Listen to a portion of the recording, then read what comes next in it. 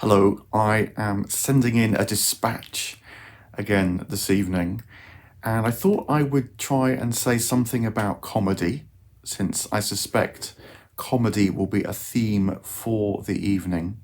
But comedy in an older sense, maybe the original sense. This is comedy in the sense of Dante and the Divine Comedy. The idea that, in spite of terrible things that happen in the world, tragedies, in fact, there is a good ending that we can hope for, where sadness and distress will be held and contained by love and joy, where that which seems chaotic will find an order. This is the notion of comedy that reaches back at least to Plato at the end of the Symposium, one of Plato's best known dialogues. The story goes that they talked all through the night about love and beauty, and they'd been drinking, and everyone had fallen asleep apart from Socrates. And as he left the symposium hall, as the sun rose to go back to the marketplace to begin his investigations afresh, sober, he asked the question, can there be a way of writing about tragedy that brings about a comedy? How we can, in a way, embrace the difficulties of life and yet hold on to the hope that the delights of life win out in the end. A question that is perennial for we human beings, but we feel it particularly keenly now.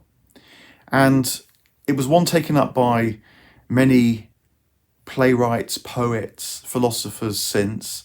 Shakespeare probably is the best known in the English-speaking world. His comedies are often actually not laugh out loud, belly achingly amusing plays, and sometimes it's a bit of a mistake to try and perform them like that.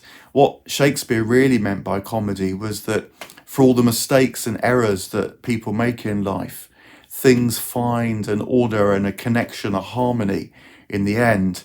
The lovers that were confused find the right beloved and get married. And he also pursued the slightly harder task in comedy, which is when really very terrible things happen. Can there be a way that that resolves? His later plays are sometimes put in this category, King Lear, A Winter's Tale. And it's the great challenge, you might say, of the human imagination to know how tragedy can be experienced with all its horror and sadness and fear, and yet still hold on to the sense that there can be a comedy that embraces life, that can be good, there can be a happiness which is reliable. Now, I think that must be the case for we human beings, because otherwise the terrible events of human history really would undo us, even annihilate us. And yet history seems to say that for all the horrors that undoubtedly happen and no doubt will continue to happen, there is a new day. The sun rises once again, and people find a way not just to go on living, but to go on hoping. Comedy pushes through. And maybe that's a way in which comedy, as it's normally meant, helps us as well, because in a way what comedy does, what comedians do for us, is to enable us to take a step back from the immediacy of something that's happened, give it a twist, put it in a new context, and help us to have the catharsis of laughing about it. It's not possible when things are so serious, so terrible, when they're too close, but eventually a moment comes when it is possible to take that step back, provide a new context, and so find a way of being released from the horror, at least in some degree. I think it's also why the word wit has these two meanings.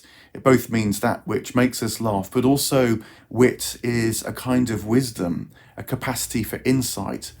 The word wit itself tells us that comedy is really important, in fact, because it enables us to see through the tragedy, to hold on to hope, and to find new possibilities for life. So, whilst you're thinking about comedy, remember this bigger sense as well.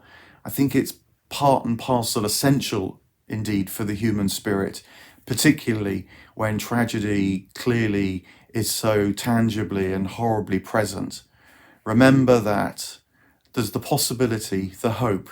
I think actually the empirical truth that the good wins out in the end, that undoubtedly suffering and terrible things happen, but that in itself presumes a kind of prior love of life, a love of others, a love of what's good, which no doubt gets besmirched, even spoiled to the point of seeming ruin, and yet lives through to another day, to another dawn.